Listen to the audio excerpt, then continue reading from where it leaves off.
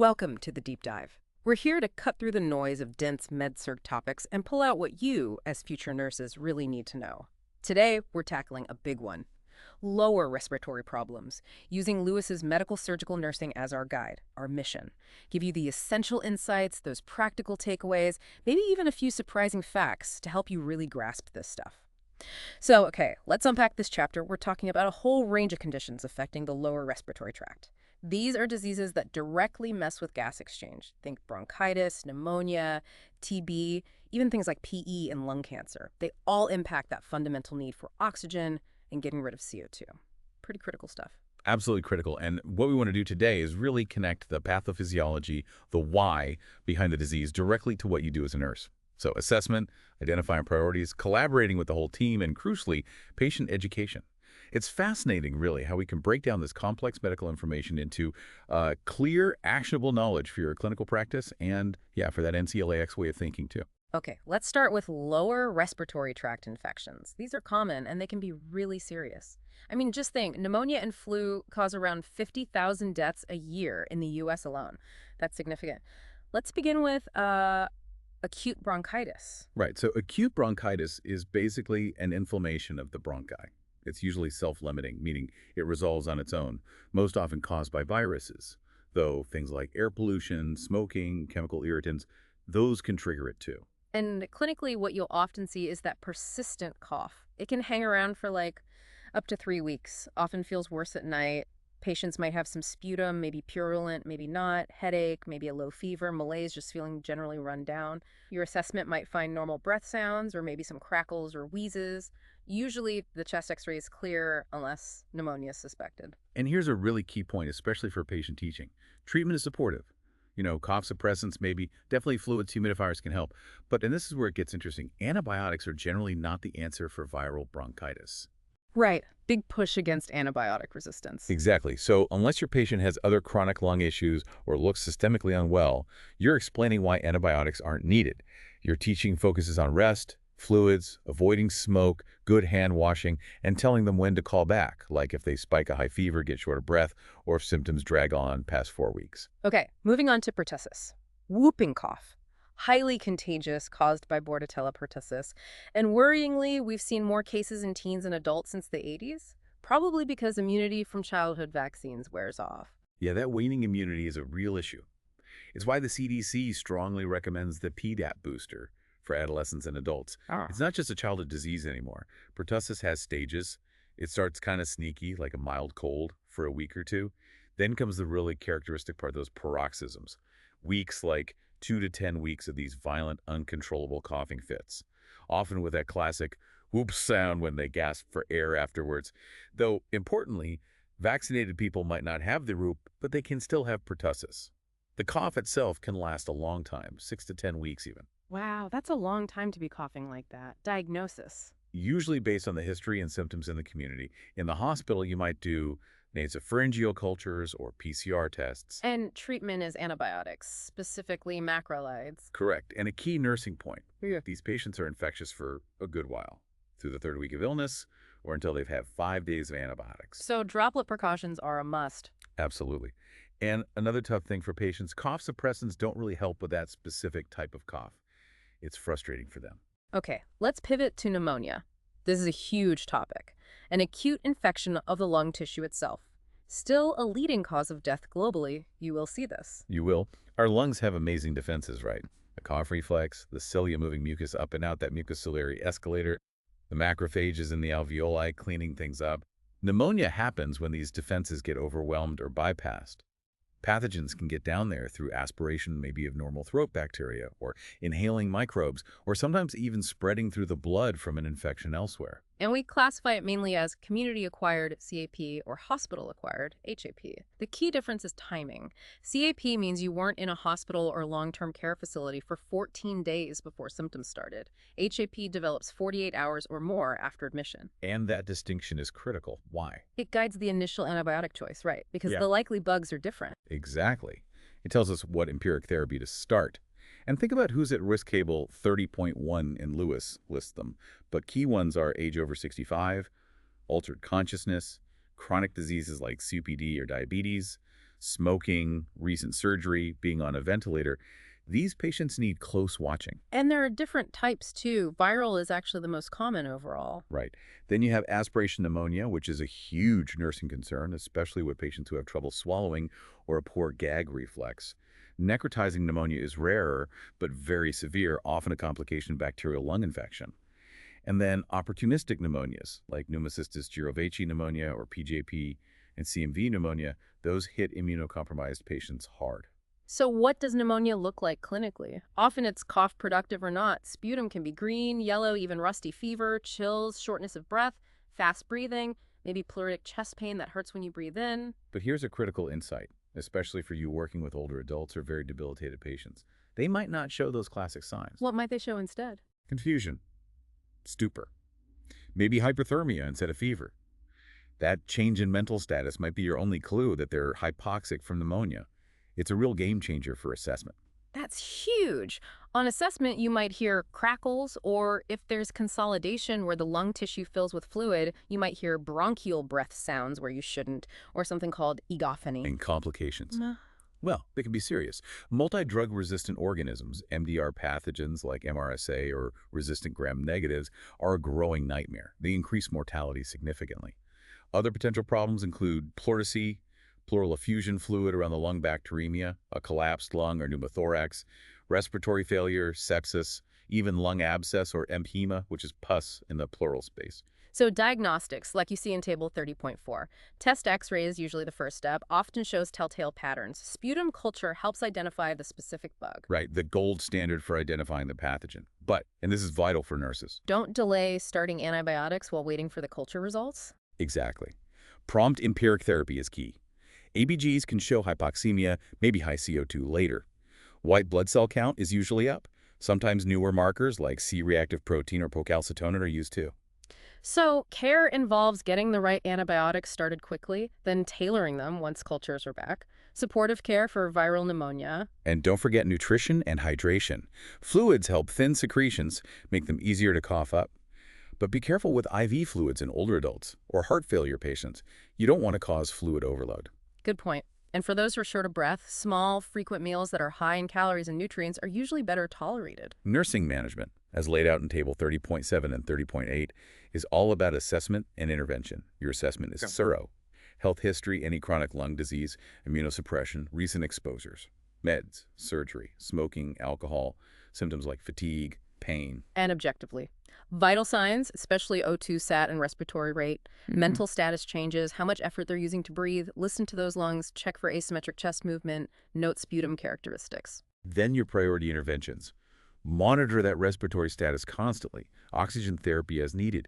Give antibiotics on time. Keep the head of the bed up at least 30 degrees. Turn and reposition Q2 hours. Encourage deep breathing, coughing, use of the incentive spirometer. Manage pain so they can cough effectively. Treat fever. And it's collaborative too, right? Working with RTs, dietitians. Absolutely. And patient education is huge. Hand washing. Importance of vaccines, pneumococcal vaccines like PCV13 and PPSA23, and the annual flu shot.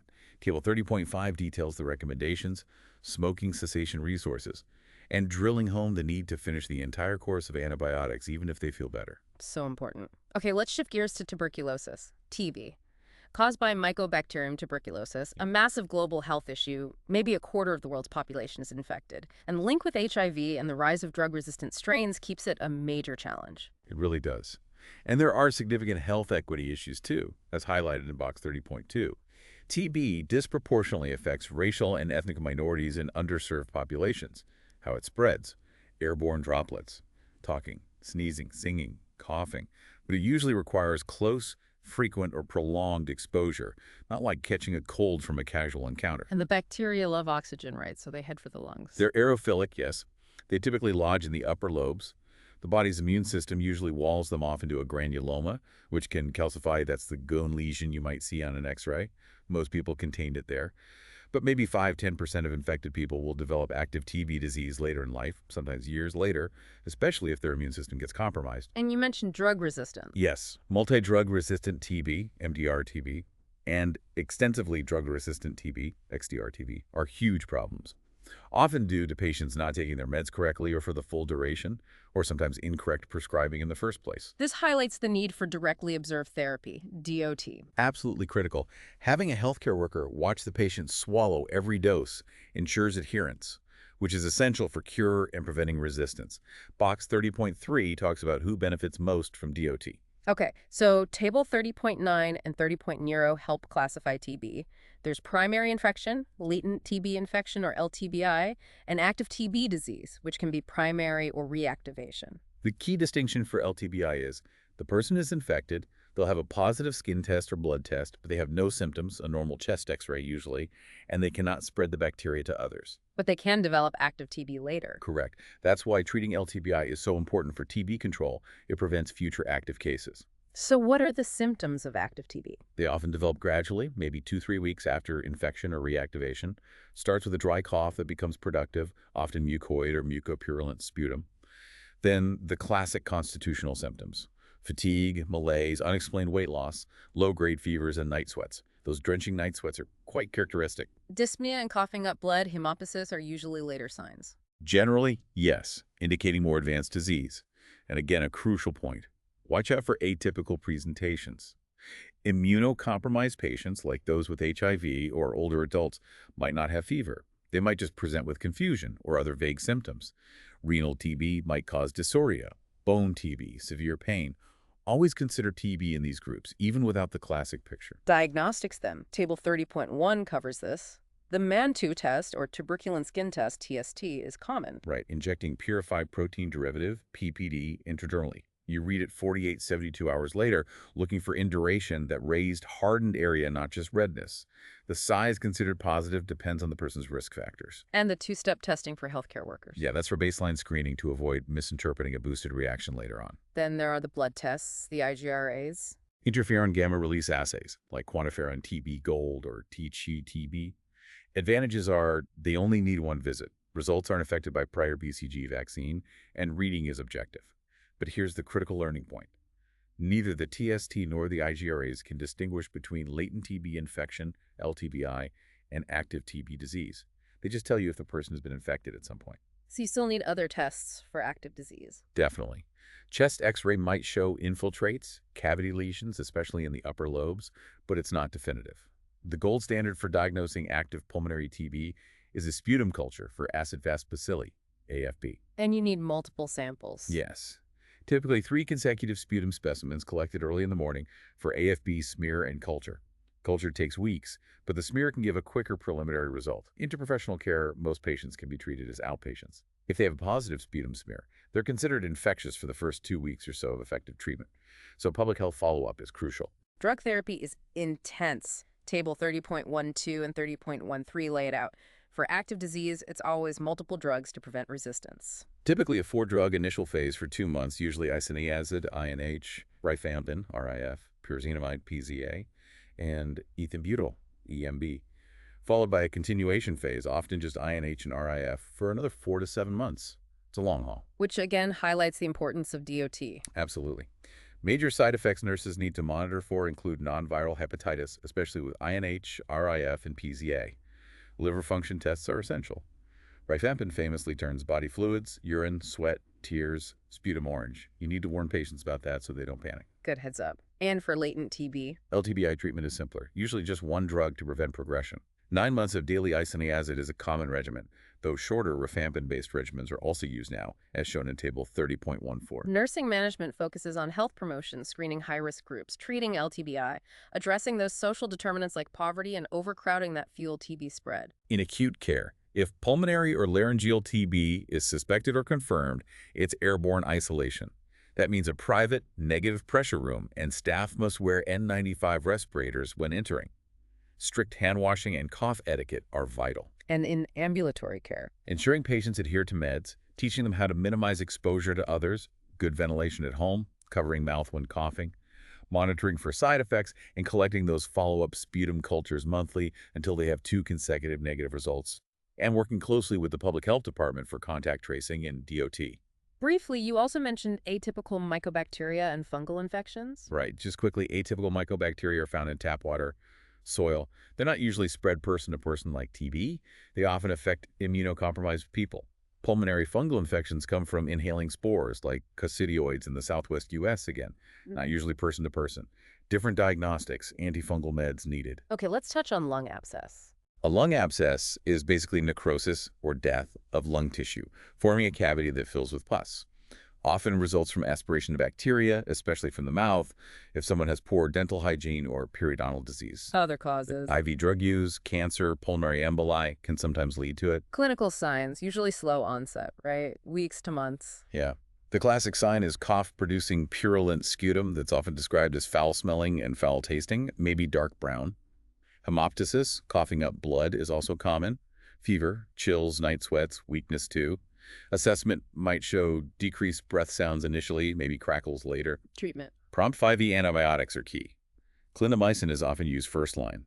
Patient education needs to stress taking the full, often prolonged course of antibiotics and addressing the underlying cause, like getting dental care.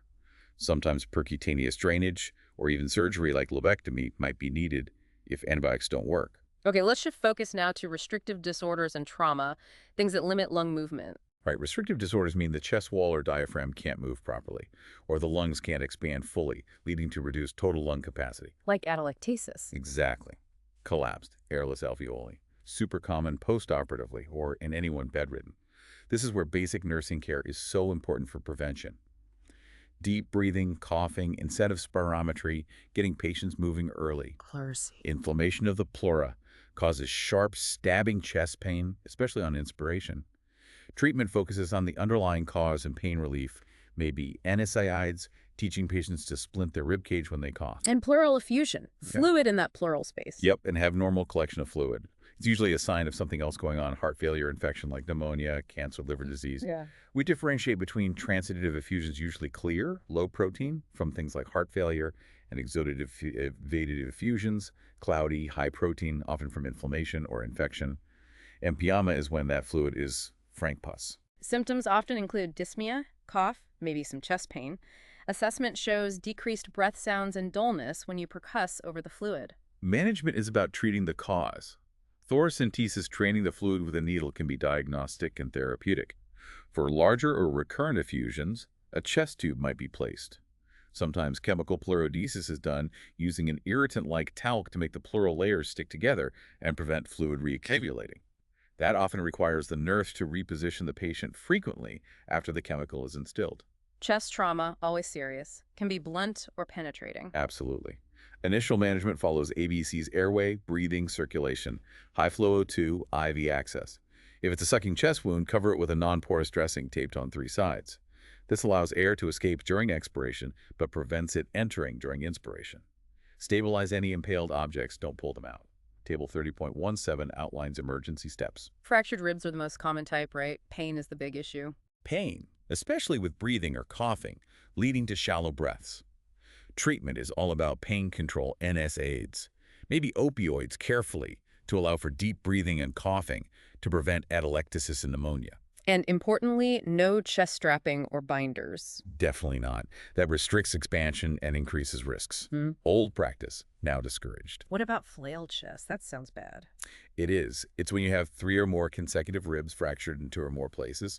This creates a segment of the chest wall that's unstable, no longer connected to the rest of the rib cage. And the hallmark sign is? Paradoxical movement. This is where it gets really interesting visually.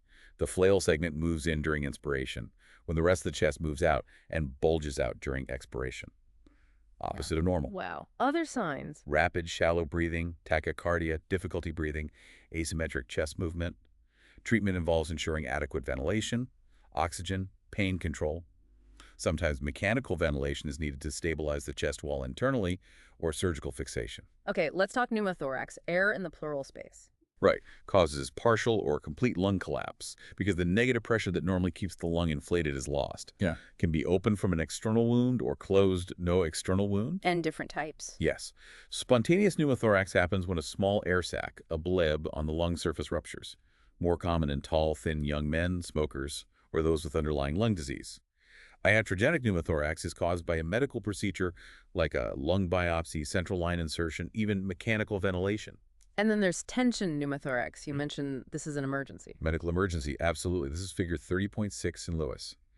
Air enters the pleural space, often through a chest wall injury or lung injury, but it can't escape, like a one-way valve. Pressure builds up rapidly in the affected side. It collapses the lung completely. And this is the critical part. It pushes the mediastinum, the heart, and great vessels over to the unaffected side. Compressing the good lung in the heart. Exactly. It drastically reduces venous return and cardiac output. Life-threatening.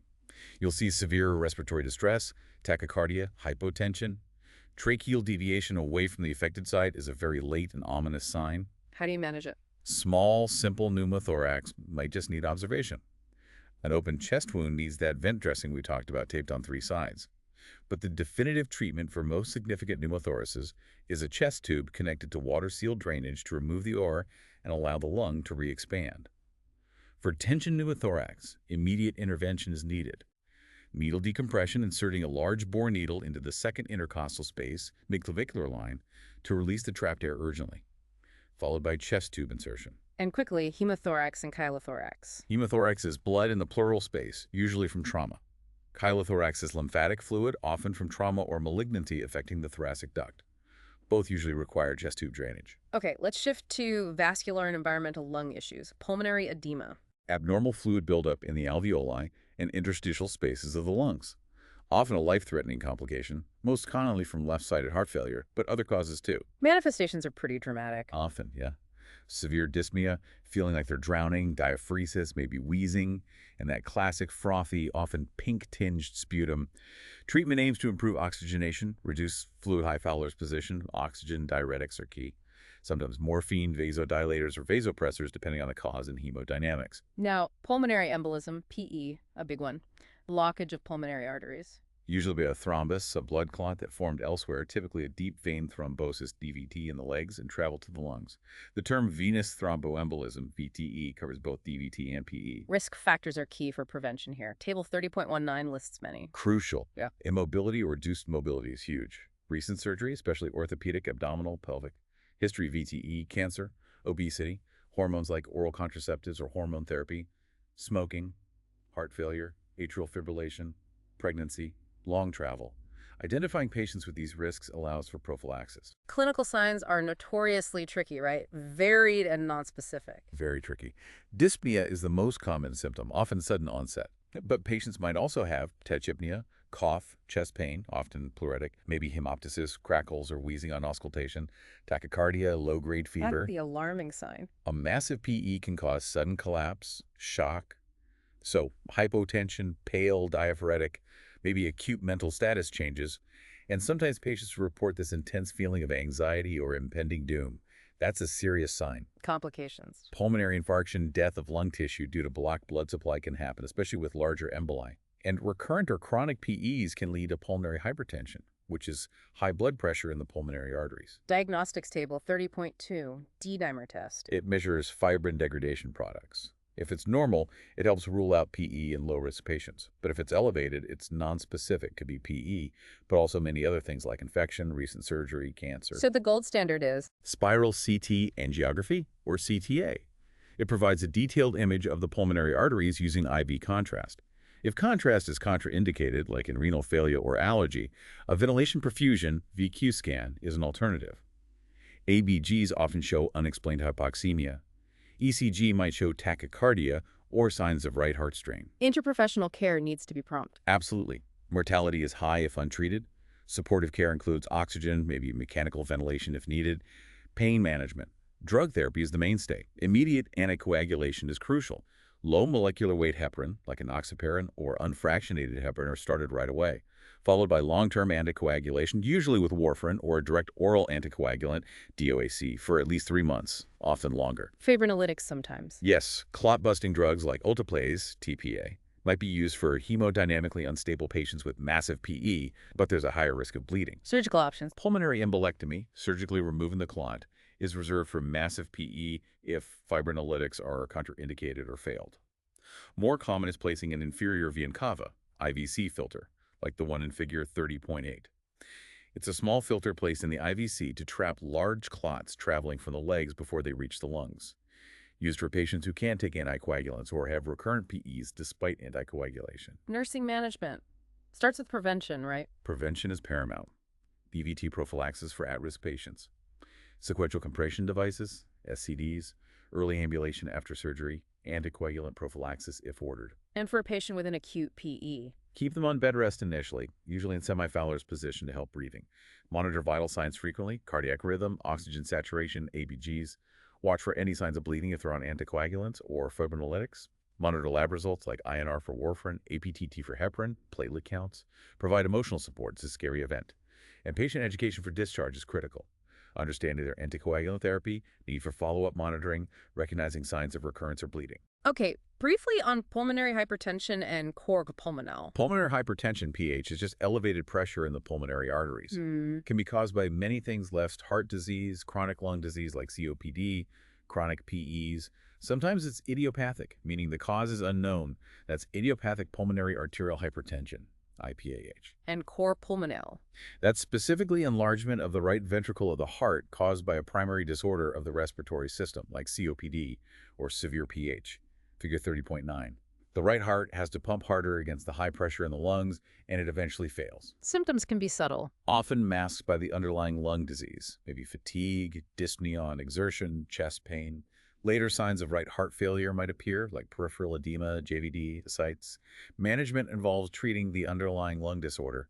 Long-term oxygen therapy is key for many, as it helps reduce pulmonary vasoconstriction caused by hypoxemia. And environmental lung diseases, from inhaled dusts or chemicals. Yeah, these often have a long latency period. Symptoms might not show up for 10, 15 years or more after exposure stops. Like pneumoconiosis. Right, that's the general term for lung diseases caused by inhaling mineral or metal dusts.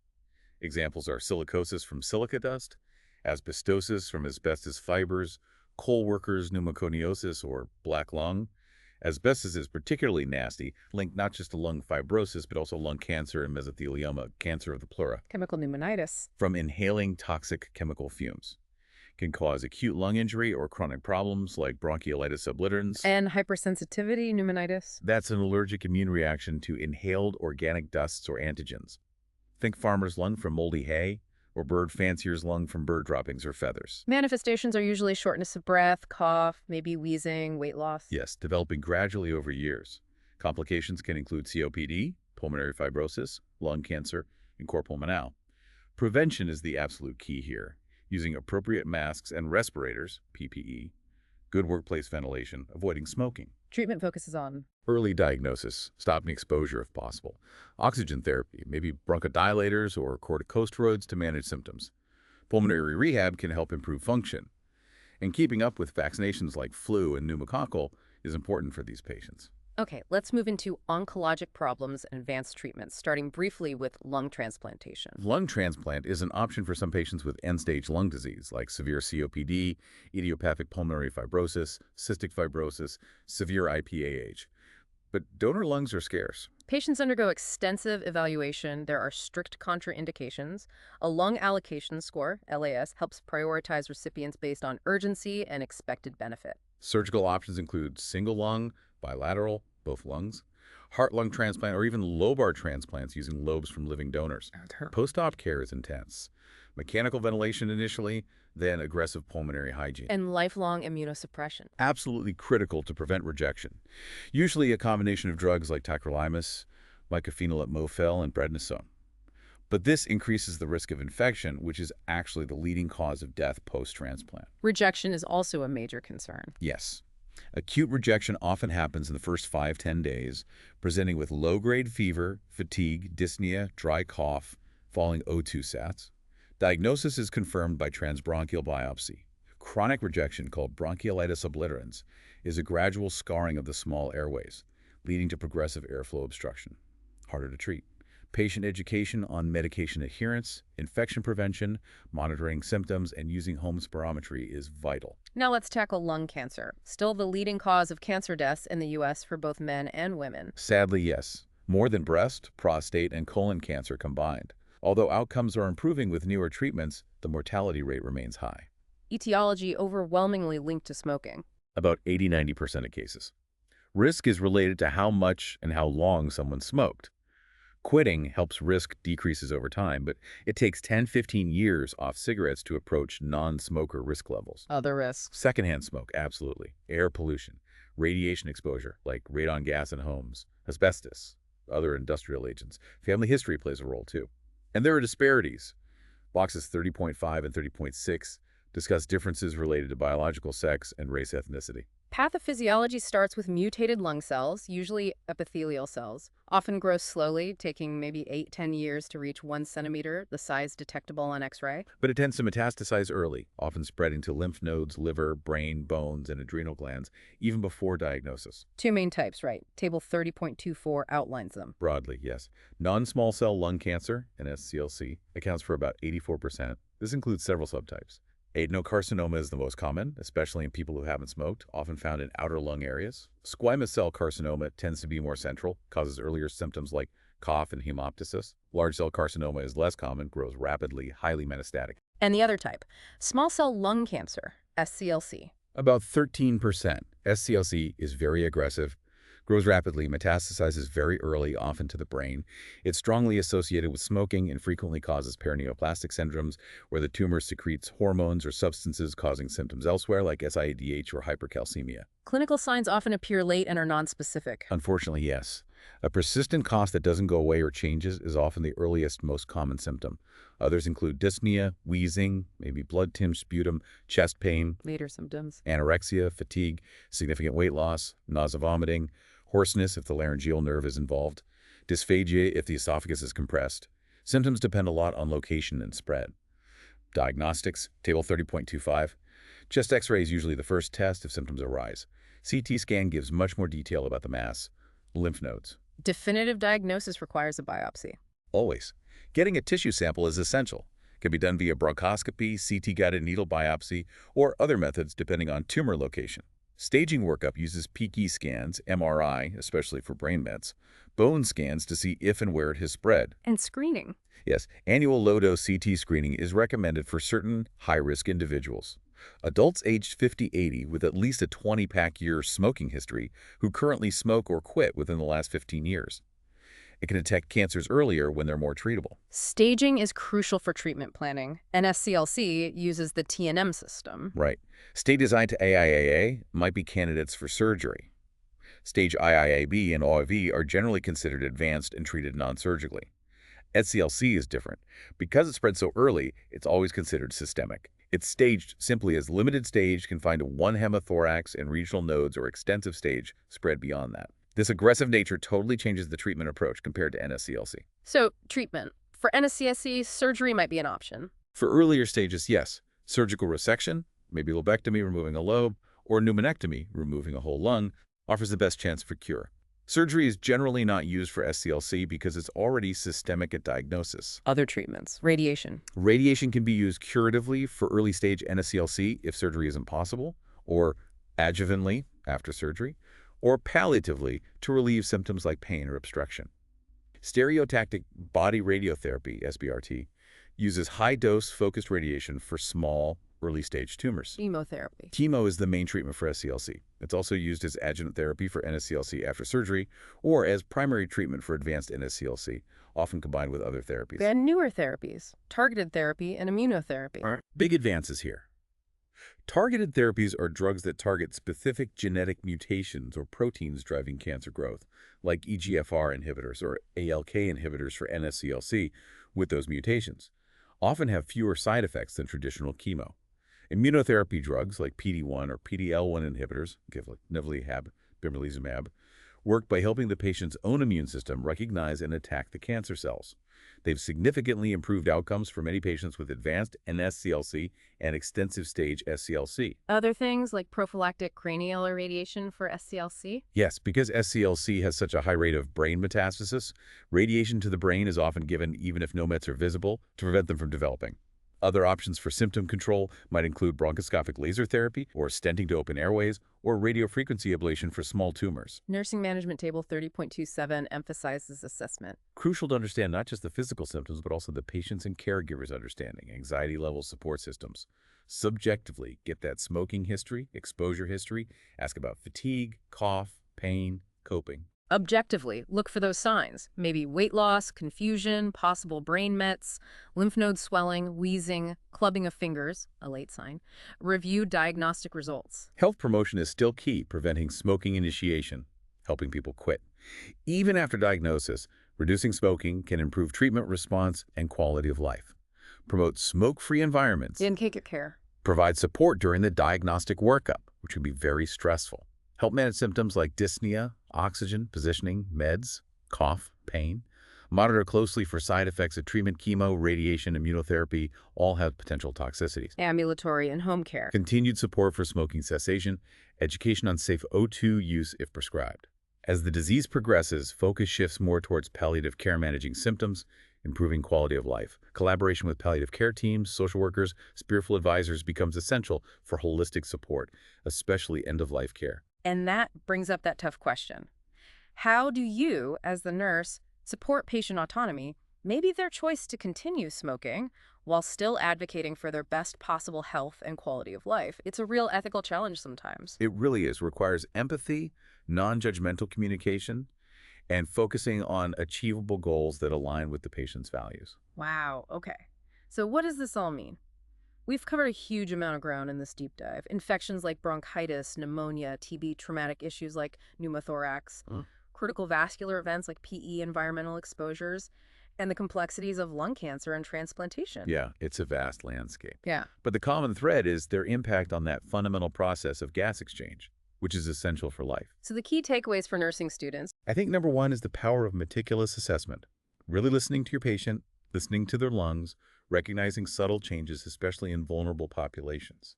Number two, understanding the why, the pathophysiology, helps you anticipate problems and prioritize your actions. Three, always be thinking about potential complications, resistance, respiratory failure, side effects of treatment. And finally, your interventions, oxygen positioning, meds, mobility, education need to be timely and evidence-based. Patient education and collaborative care are woven through all of it. It's about connecting all those dots for really effective patient-centered nursing. Excellent summary. So as you continue your nursing journey, here's something to think about. Those subtle early signs of lower respiratory trouble, maybe slight confusion in an older patient, a new onset cough, mild dyspnea. How can you sharpen your deep dive level of observation to catch those nuanced indicators early? Catching those might just make a life-changing difference. Thank you for joining us on this deep dive.